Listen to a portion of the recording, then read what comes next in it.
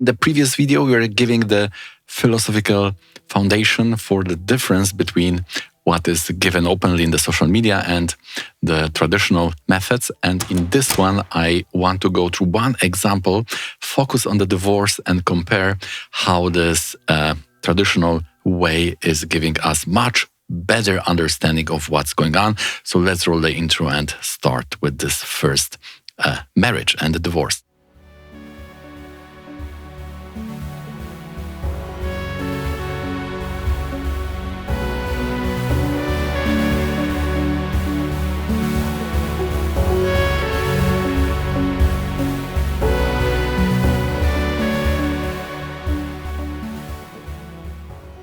So this is the chart of the Kim Kardashian. The first one was when she eloped, which means secretly married, around 19 years of age.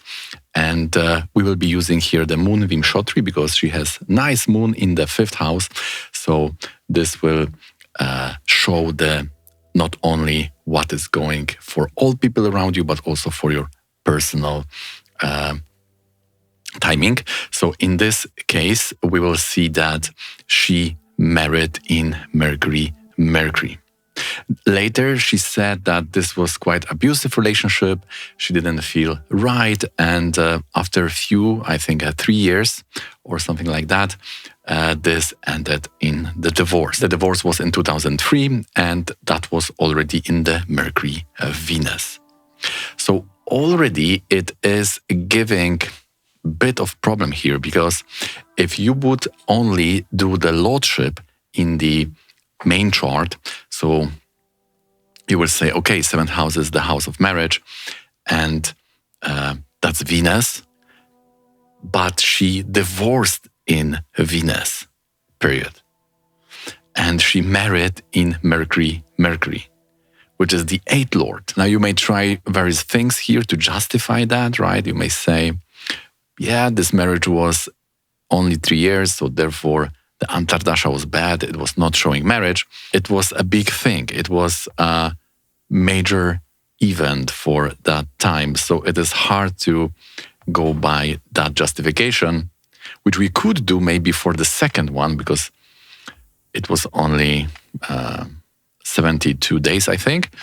But this one was for 3 years. Of course, you can do things like the Venus is the 7th lord, so the dispositor is the sun with the Mercury, right? So through the dispositor, it can come. How to explain the Venus giving the divorce?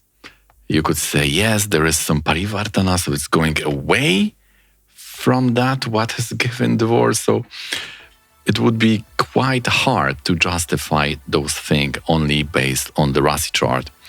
I think you agree with that. And even if you would be able to find why she married in that Mercury part, then later on for the 3rd one, she divorced in Ketu Mercury. And the final divorce was in Venus. So it is complicated, that thing, even farther. Also for the second marriage, it started and it ended in Jupiter sub-period. So Jupiter is in the 11th house, it's a 5th lord.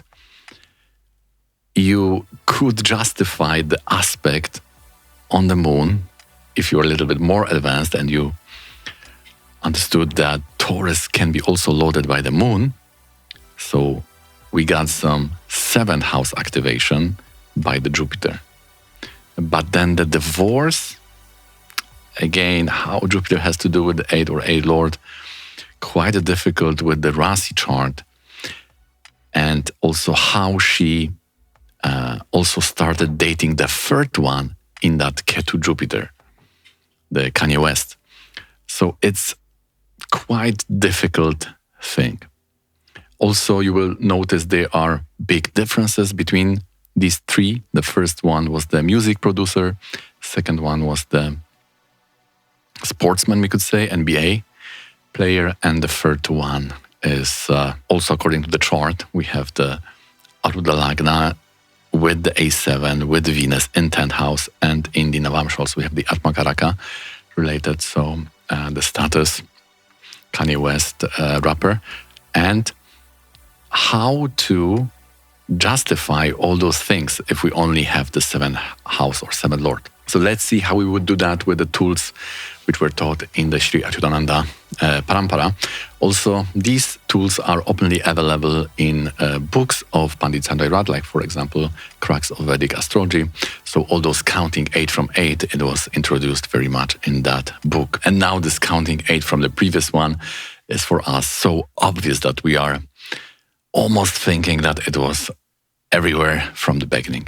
Just small reminder, if you like to have your chart analyzed, be it marriage, relationship or health, when we are going through your Dashas, which are the planetary periods, and also the Varga charts, like Navamsha and Dashamsa, we see all the yogas and we provide the remedies to make the best of your chart and block the negatives, then you can find the link in the description. All right, so with the Mercury period, because that is when it started.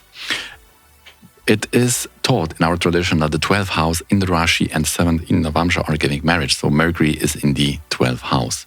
Even if it's 8th lord, and that's true that because it was in that Antardasha of 8th house, it could end up quickly. Because the start or the muhurta of every event in our life will go so far as it has the fuel to sustain the activity. So if you are married in the period which is not or doesn't have a nice resources of the fuel, then it can a little bit go down. Because we have to understand that according to Vedic philosophy, we have those 4 directions or 4 resources, 4, we could say, fortunes in our life. It could be Dharma, which is our health. Then we have the 4th house of property, 7th of relationship, and 10th house of career life. And the 2nd house from each of these is sustaining whatever is there. So if 8th house is weak, then there is not much fuel to go through the difficulties. If there will be a small bump on the road, the car will go off to maybe another road. So the 8th house has to be strong to maintain or sustain relationships. Similarly, the 2nd from Upapada. The same would be for a 5th house, which protects the 4th house. Therefore, we are doing mantras, which are in the 5th, to protect or give strength to the mind. And 11th house also is sustaining the career life, because it's 2nd from the 10th. So this is the food which is in the 2nd house from the 1st house of our own life. So if the 2nd house goes down, then also this signals the end of our life. Therefore, the 2nd house is the Maraka. In the Navamsha, very interesting situations happening. The road to the 7th house is blocked. We have this Ketu there, which is in the Grahana, or the eclipse situation, because Moon and Ketu is the eclipse, and the Ketu is in the sign of the Moon. And then also we have 7th lord in the 8th, Marana Karakastana. If you'll be using the Audayika Dasha or Narayana Dasha, it will be quite easy, because it will always go to that 8th house. It will always activate at the time of end the 8th house. I've already checked that. So for some, it was the Moon in 8th. For other relationship, it was the 8th lord. And for the last one, for Kanye West, the divorce was in the Virgo Narayana Dasha, which was also activating the 8th lord by other yoga here in the chart. So it was always 8th house. So with the Narayana Dasha or Audayika Dasha, it is then much more easy, because you will have some major period, and then you are only choosing between 2 or 3. This is similar to when we are first rectifying the Drekana chart or the Chatur Tamsha chart, then we only have 3 Navamshas, not 12, right? So for people who don't know their birth time, you are not starting with the 9th Navamshas, which is very difficult, challenging task, even for very experienced astrologers. First, you are doing Drekana, and then this Drekana will give you only 3 options. So this becomes now more imaginable things to succeed. And the divorce was in Mercury, Venus. If we have Navamsha, this becomes very clear, because Venus is with the 8th lord. Again, the other dashas will also point at that 8th house or 8th lord. So by finding this common intersection of the dashas, you will arrive that yes, this period will give divorce. If the 8th house or second from Upapada is weak. Otherwise, if the 8th house got activated, it is, as I call it, testing time. You will have challenges, right? And after that, you will be transformed. Your marriage will go to the new level, right? You know your boundaries, like there is in the beginning of relationship, there is the play power or the play games. You try to test the other partners, how far you can go. This is also going on very subconsciously. You may think, oh, I'm a good guy, I'm not doing it. But our subconsciousness is testing the boundaries of other people. So there will be some conflicts and there will be some challenging times. You are learning each other. We can call this period in this nice way. And then it can end also if the boundaries are not respected or there will be other desires, you cannot find a common ground, then the relationship can end very quickly. But if not, it will go to the second level and there will be another testing time, right? When the 6th or 8th house is coming and then it goes again to the other level. But if the 8th house is weak, it will not go to another level. One of the person in the couple or both will say, we better will thrive in the other relationship. By the way, this first spouse was the music producer. This is a very nice blend. Like in the cinematography, we have at least some people are having this blend of the artistic field and also the technical field. This is where the Mercury or Venus are having this nice partnership with Mars of technical thing, right? So Venus with Mars or Mercury or Mars will give those cinematographers or colorists or music producers, music engineers, all those people who are making those bridge or union or synthesis of these two branches of knowledge and career life and so on. So here, 10th from the 7th, the career life of the first partner is Aries. So Mars, the Lord of Aries, is in the Venus. We have this Venus, Mars. So person was the music producer. The marriage was not very nice. We can see Ketu in the 7th. This may give very difficult situations, especially at the beginning. And in the biography, we have situation when it's stated that the person, the partner was on ecstasy on the wedding day, right? So it was not fully aware what's going on. This very, very resonates with that Ketu in the 7. And then in 8, we have this moon in Marana Karakastana, so also not very nice situation. Upapada was in the Gemini, so the next one will be now in Capricorn because we have to count 8 from it.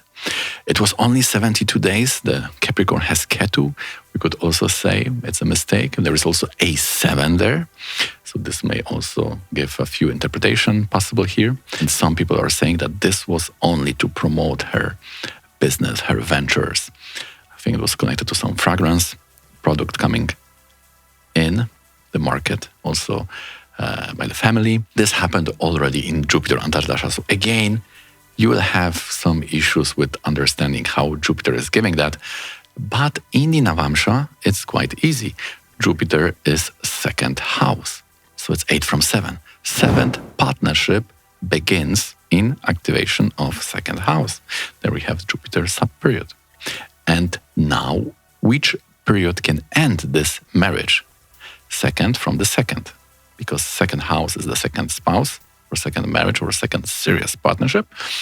And 2nd from each vivaha bhava, or place of relationship, is that house controlling its sustenance or breakage possibility, which is very important to time conditions to sustain the marriage. Why? The justification, the ifs, the conditions, the no-goes, what I have to be in that relationship.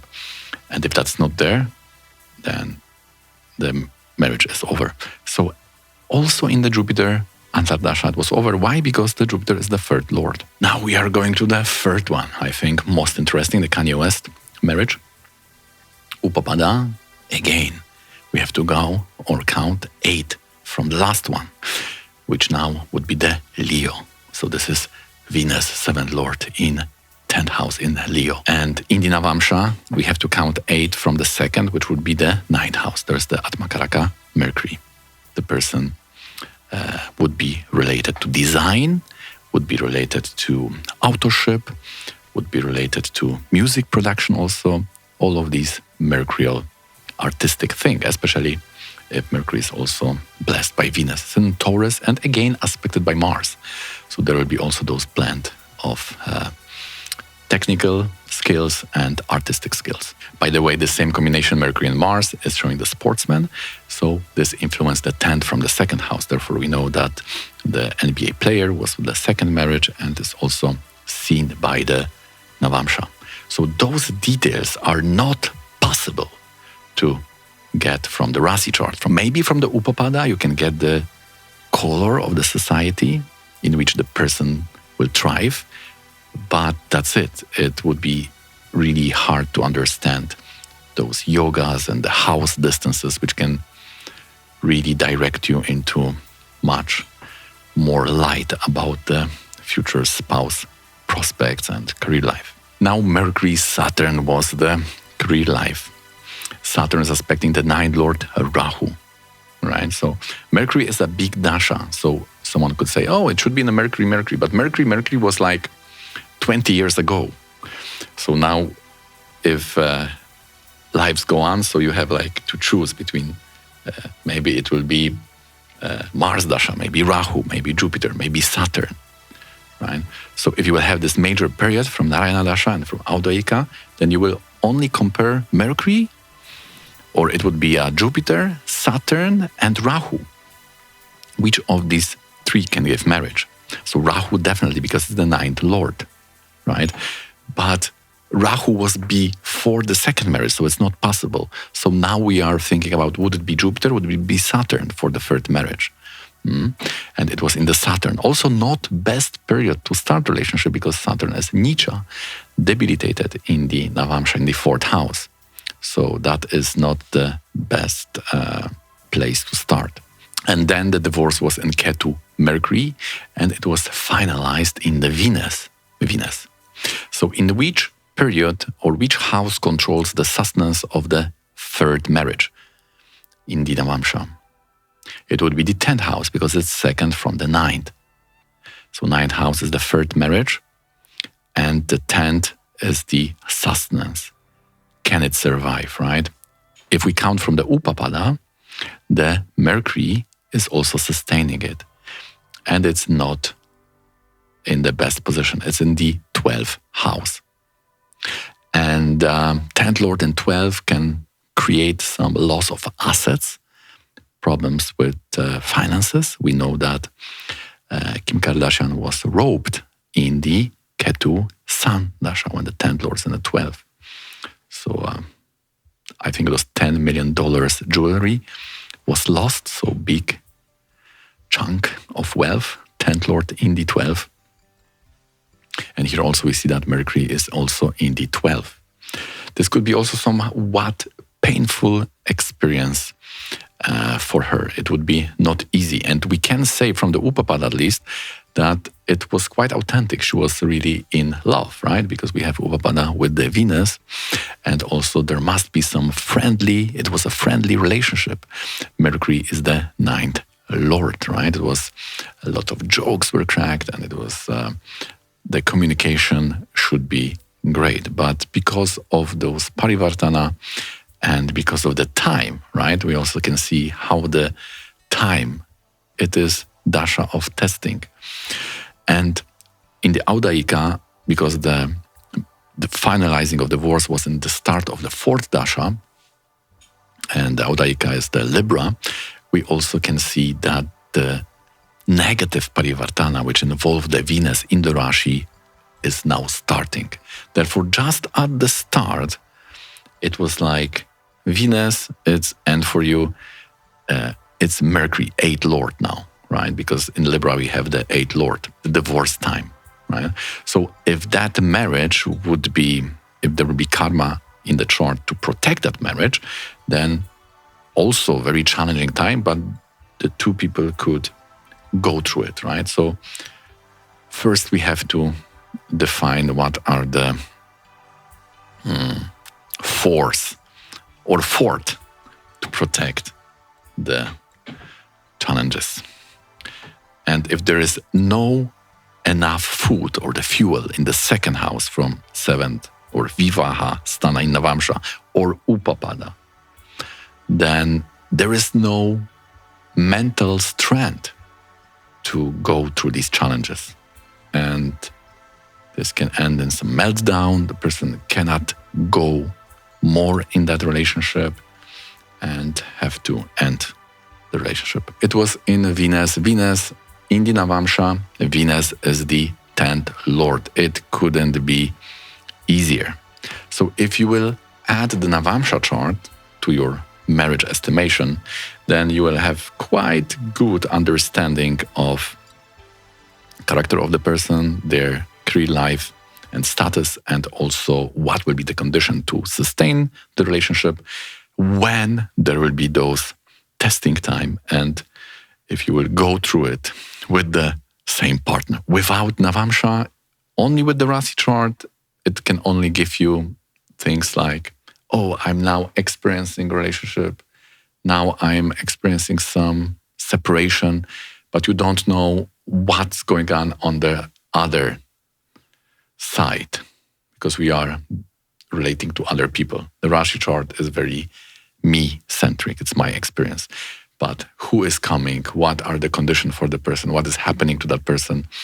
For that, we very much need the Navamsha chart. So there are people who say we cannot say anything about the future spouse. They are also Vedic astrologers who say we cannot predict anything about the spouse, about the marriage. It's not possible. Yes, without Navamsha, without rectified Navamsha, without this paramparic Dashas like Narayana Audaika, it's very hard to find those plans which can activate those houses of marriage or divorce or separations. So if you like to learn how to rectify Navamsha, then in this video I have shown a few tips which will make the whole process easier.